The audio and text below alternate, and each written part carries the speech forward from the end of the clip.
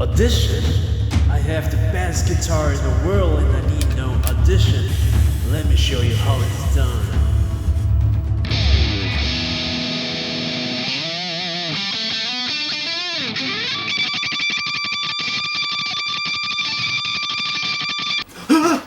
Oh, what a dream. I'm sorry about the intro video. I guess I over-exaggerated on the problems I'm dealing with this robotic Gibson guitar. In today's episode, I'm gonna talk about if a Gibson is worth your investment. Stick around.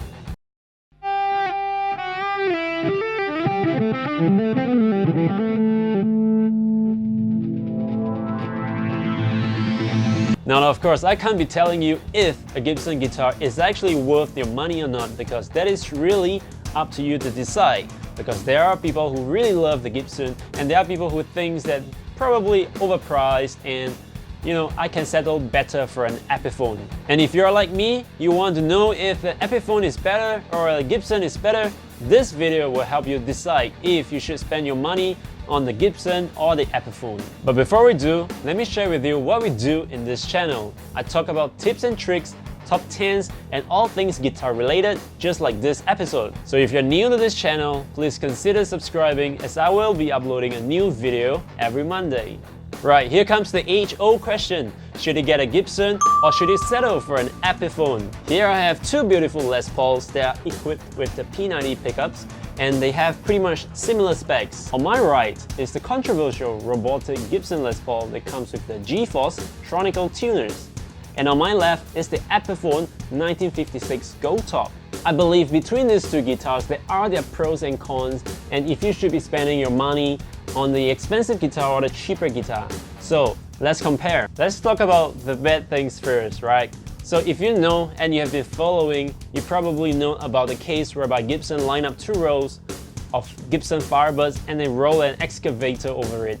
It's a very painful video to watch. If you have not watched this video, I've actually made an episode in the link below. Do click on it and take a look for yourself. And because of that, that is one big reason that I will not support Gibson because of the action the company is doing. The next bad thing is that this Gibson that I've got has got a very bad fretwork. As you can tell in the intro video, all the notes are dead because the last fret on the guitar is way too high. And the reason I got to find out about this was because I was trying to set up the action of this guitar. Once I set it up to the height of my Epiphone Les Paul Gold Top, I realized that all the notes on the high E string after 12th fret are pretty much dead.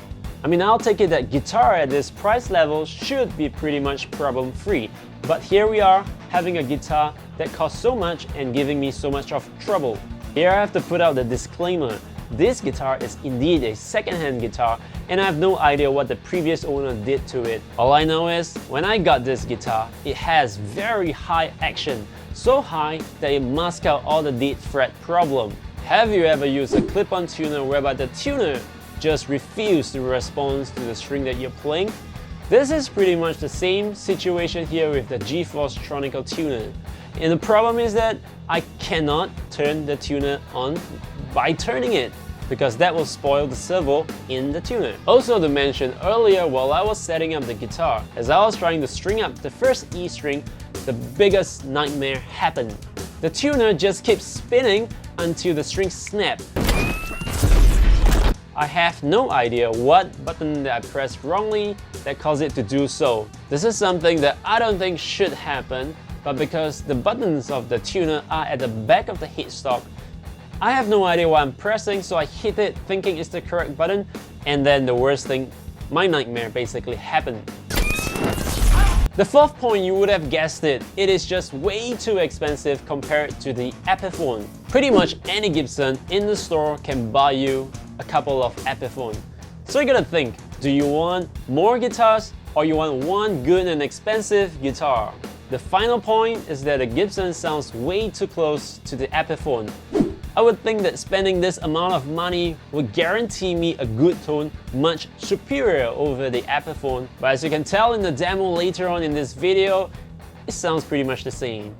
Right, enough of bad things about Gibson. Let's talk about some good stuff, the pros of this Gibson guitar. The first good thing that I want to bring out is that this tuner actually comes with quite a number of setup. The red menu, green menu, blue, you can actually store your custom setup, which I have not gone to figure out how to do so. But just looking at the green and red menu, I have 12 different tuning settings at my fingertip. We have the standard tuning, that get, whole step, drop D, E flat, double drop D. For those of you who are into classic rock, you will notice the problem is that some, or if not many, of the classic rock are tuned to E flat. That means the entire guitar is tuned a semitone down from the standard tuning. That is a problem for a lot of guitarists out there because either they use a software to pitch shift the song up into the original standard tuning, or they have to tune their guitar down, and that takes quite a amount of time. So with this system, you can now go to E flat tuning in just a matter of buttons and strums a few times, pretty much you're there. So in short, the number of tuning settings available here means you can get more creative with your ideas. Now I go to the government school in the morning to teach music classes, and if you have ever been to a music class of 40 guitars, you know that out of tune is no longer a joke.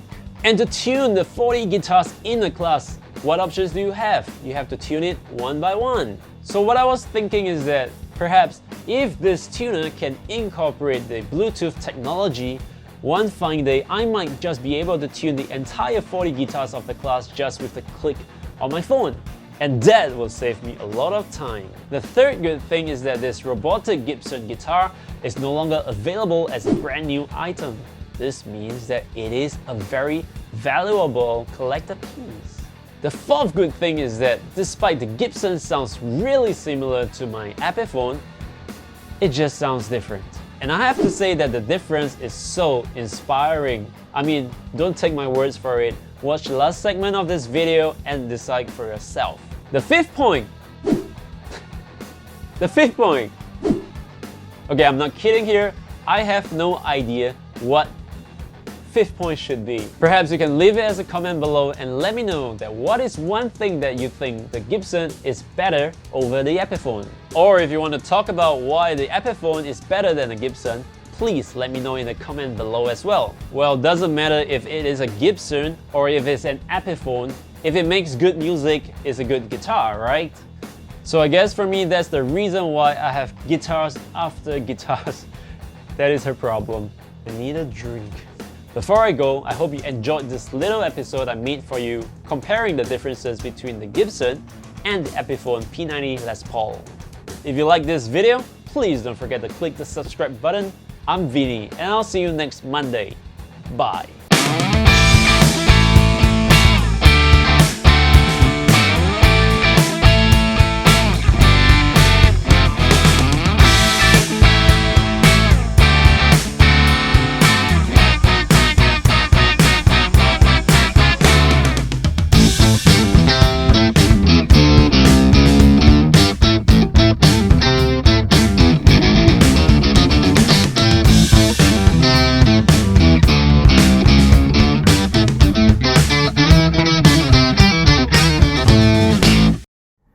Hey, here! Listen! I think the robotic guitar is trying to kill us. Click on the subscribe button and click on my next video to get us out of here. Hurry! Are you clicking? He's coming! Hurry! Click on the next video! Now! Click!